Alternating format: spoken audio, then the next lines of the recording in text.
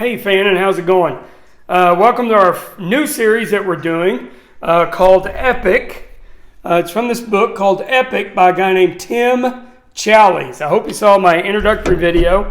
I told you can order the book on Amazon or through a number of different places. We're doing this study during our men's Bible study that meets on Thursday mornings at 6. But you don't have to go to that to take part in this. I'll be uploading a lesson every week that kind of goes over the chapters in this book. And but if you are interested in joining the men's Bible study, we meet Thursday mornings at 6. Right now we're meeting via Zoom, but when all this eases up, hopefully we'll get back to the church and start meeting there. However, so back to the lesson. Now, this is a history book. What this Tim Challies has done is he's gone all around the world and he's kind of created like a treasure scavenger hunt documentary. He'll go and find sometimes obscure museum relics and artifacts. Some of them are fairly well known. And he'll go and he'll talk about them and he'll show them to you and kind of use these artifacts and relics to tell the story of the church and how it started with Jesus and moved all the way up pretty much to modern times. Now I know some of you are saying history. Some of you are probably looking like this already. That's the typical response to history I get. You can see they're just dying to hear more about it. And that's the way a lot of people respond to history. And I think that's a shame. I mean, most of you guys know me. You know I love history. History isn't boring. It doesn't have to be boring. It's a story of fascinating people that lived in fascinating times. The reason history is boring sometimes is because of the way it's taught. That's why when I saw this book and it comes with a DVD, I thought, wow, it's pretty interesting. It's a unique way to do this. So we're going to kind of go through it. Like I said, each week I'll post a lesson to kind of go along with the lesson there. Because he hit some of these things, but there's some more that I feel like that could be drawn out. So, he didn't consult me, so I'm not in there, but you get me here. So, anyhow, let's get started. So, history. Now, in about the year 405, 410 AD, so 1600 years ago, the great, Empire of Rome was under siege. The city of Rome itself had been sacked by these dudes called the Visigoths. The direct ancestors of the Goths that we see today, walking around with the black and really sad and all that. Not really, but anyhow, these guys came out of France and Spain and Germany, or countries that would eventually become there, and had conquered a good bit of Rome. Now, Rome was already a Christian empire by that time, beginning with the reign of Constantine back in the 300s. Christianity had become kind of the state religion of Rome. But when all this starts happening and things start going south, a lot of the old Roman people who weren't Christian, they begin to say, hey, this is happening to us because of Christians, because we have traded our old Roman gods for this new Christian God. So there was a guy named Augustine, real famous theologian that lived over in North Africa, but he was a writer, a theologian writer, and he writes a unique book around this time, and it's called The City of God. And it is, to my knowledge, with the exception of the Bible, the first history book that kind of approaches history from the perspective of God at work in the events of men. In other words, most history books just try to give you a neutral, hey, here's who was involved, here's what happened, here's what they were thinking, but they didn't then, and don't really now try to wrap the events up in a bigger picture thing, but Augustine did that. He goes back and looks at the founding of Rome and kind of goes all the way through. It's a very long book, but he relates the events that happened to God and how God allowed them to happen, not really manipulated, but brought people along, just like we see him doing in the Bible. Through his ways, he brings people to certain situations and helps them in that situation. And history is his tool for moving the redemption of man along. So, but anyhow, this book, the reason I bring this book up is it was truly unique. It was the first book of this type. Now, myself, I've always been fascinated with this idea of kind of this guiding hand of God on history. And looking at history through that lens, why did this happen from God's perspective? Can't always figure it out, but a lot of things you can. So I kind of want to set the stage before we get off into this, and he begins by talking about Caesar Augustus. He goes to Rome and looks at this marble statue of Caesar Augustus. Who was that? Well, he was kind of the first emperor of the Roman Empire. Prior to him and his Uncle Daddy, Julius Caesar, Rome had been a republic. They elected their leaders and all this stuff. Julius Caesar takes over, adopts Augustus Caesar, who's his nephew, and leaves the empire to him. Why do we hear about Augustus Caesar? Well, over in Luke chapter 2, it's the beginning of the Christmas story that so many of us know. You know, it says, in that day, Augustus Caesar sent out a decree that everybody in the Roman Empire would be counted. So Mary and Joseph, and of course baby Jesus, have to go to Bethlehem because that's where they are. Their ancestors are from. They're from David. So they have to go there to be counted. So very instrumental in there. And he talks about how Caesar Augustus, through some of his things that he did, really laid out a lot of the necessary things, put things in place that allow Christianity to expand very quickly. He built a lot of roads. He brought in, kind of ushered in this period of time that is referred to as the Pax Romana, the Peace of Rome. It was this very long, extended period of time where there were no wars in the Roman Empire, which extended from Spain all the way around Israel and the northern part of Africa. So the Roman Empire was huge at this time. No wars, roads. It was safe to travel by sea. So you can follow Paul's traveling as he moves and does all these early mission trips in the book of Acts. And you see churches go up into Asia, then down into Greece. And then we see, churches in Rome. And Paul is even talking about, towards the end of the book of Acts, that he wants to go to Rome and then go to Spain. And all this was possible because it was peaceful. And Caesar Augustus was the emperor who kind of started this. But I want to take a step back before him and look at some things that God also did that enabled the spread of Christianity to go even quicker. So the first thing was started about 100 years. So if you say Caesar Augustus was 0 AD, let's just put him there when Jesus is generally thought to be born. Bump back 100 years to 100 BC, there was this dude named Gaius Marius. He was a consul of Rome. This was during the Roman Republic.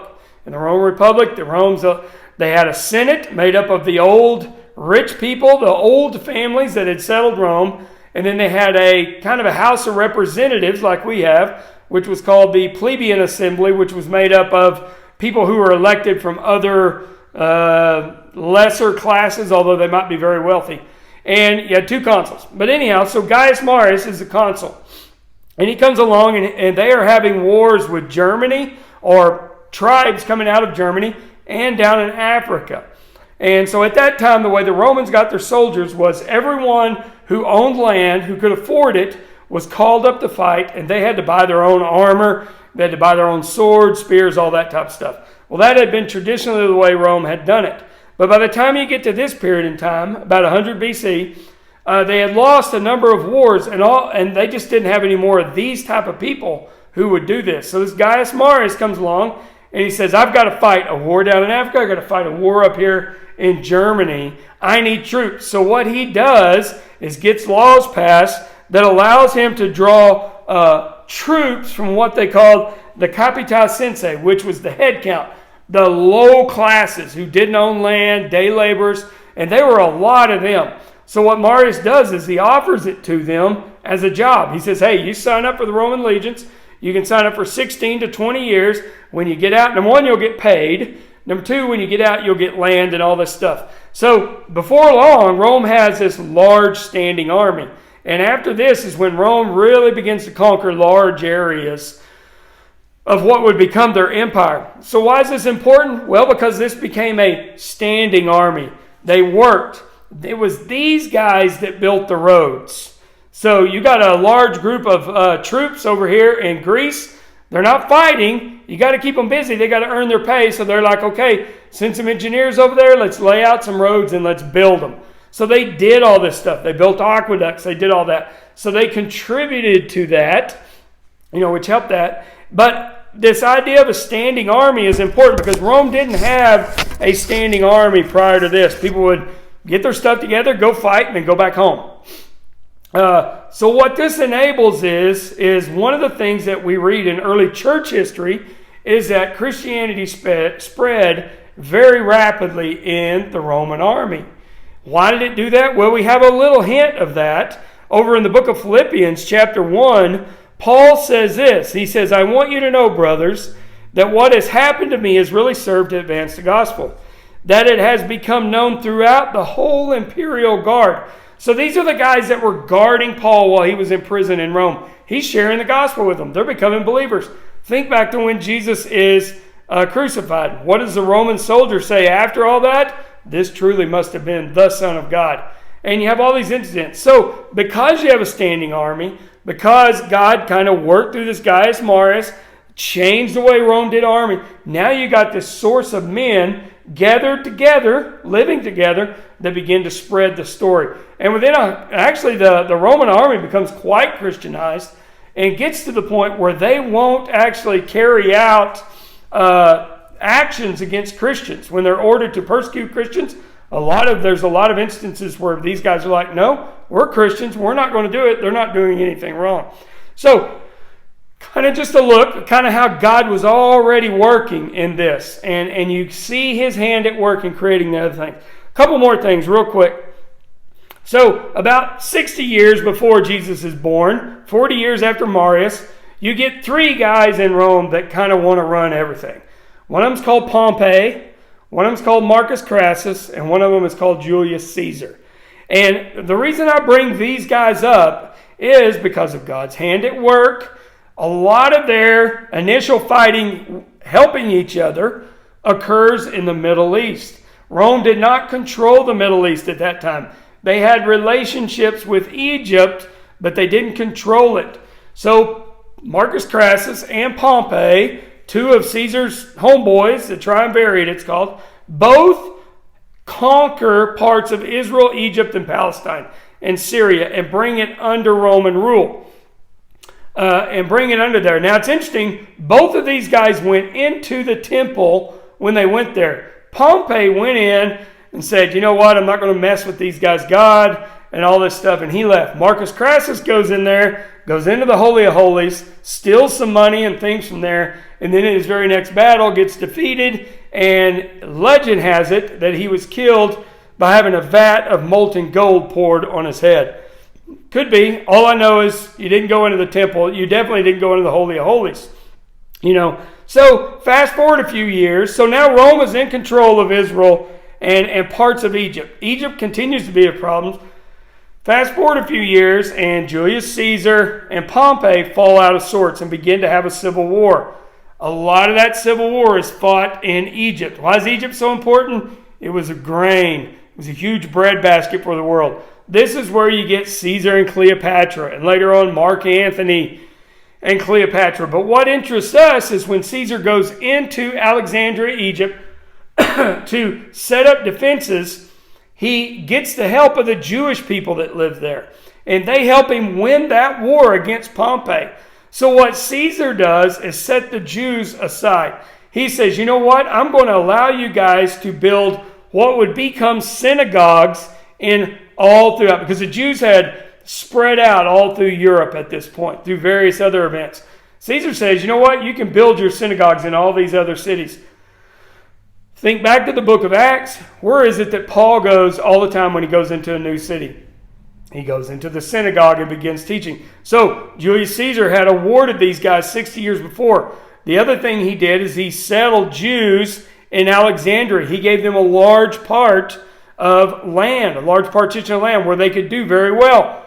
Where do Mary and Joseph have to go when Herod's trying to kill them? To Egypt. Most people feel like they went to Alexandria because you had a large Jewish settlement. So once again, God is at work through Caesar's job and what he had done there and the things that he had conquered. And he does a lot of other things for the Jews. He allows them to build the walls around the city. And the big thing for Christians that he did was he said that, you know what, later on he says, the Jews worship their own God. They have one God. They don't worship any of our gods. You know what? I'm not going to make them worship our God. And his nephew, Caesar Augustus, went on a little bit further and said, you know what? They don't even have to worship the emperor. Why is that important?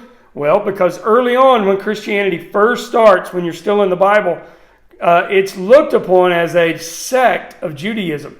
So Christians early on are not expected to worship the emperor like everyone else is. Now that quickly changes when people begin to realize that, hey, these Christians are not Jewish necessarily, maybe ethnically, but their religion is different, and you start to have persecution and trouble. But during those early years when things were very just getting started and could have easily been upset, they had the protection of that. So you see the hand of God at work through all these things. And then one last thing, Julius Caesar, before he got into all his fights with Pompey and went down and hung out with Cleopatra and did all that stuff, he had to make a name for himself. So he had gone up into Gaul, which would be modern France, Belgium, Switzerland, all that area. And he conquered that entire region, something that had never been done. He brought peace to it. All those warring tribes that they used to worry about, he conquered all of them. So once again, you look at how the early church grows. It grows quickly into Europe, into France and Spain and Belgium and all those low countries down through there. Part of the reason why is because you had the peace that Caesar had conquered all these guys. So we just see these things that God was at work. Now, I mean, you could go even further back. I don't want to bore you too much, but I just kind of wanted to do this kind of for our first lesson. To see all the things that God had put into place and were being put into place, not just for his son to be born and have a place to go to, but also for this new church to kind of have a cover to be underneath until they could get big enough and strong enough to exist on their own. So, hope you enjoyed this. It's going to it probably won't be this long every week. I apologize. But wanted to lay some groundwork. So once again, the book is called Epic by Tim Challies, Challies. Get it on Amazon or any number of places. Even though it says the delivery is pretty far out, everybody in our men's group got it pretty quickly. So if you want more information, just get a hold of me through the church office or text me or email me. Hey, I hope you like this and look forward to next week. Thanks a bunch.